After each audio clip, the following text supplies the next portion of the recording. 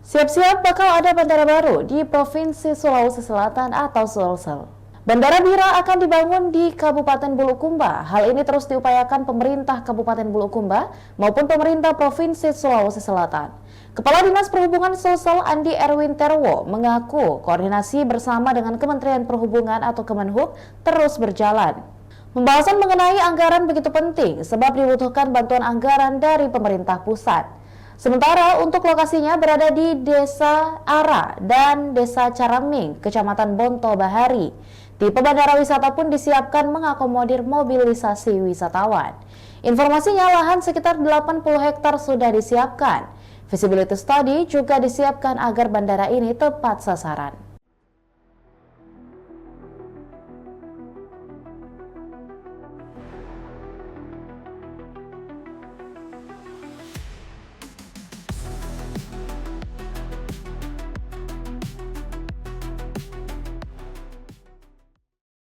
Demikian Tribun Hot News kali ini dan jangan lupa saksikan berita lainnya hanya di kanal YouTube dan juga Facebook Tribun Timur.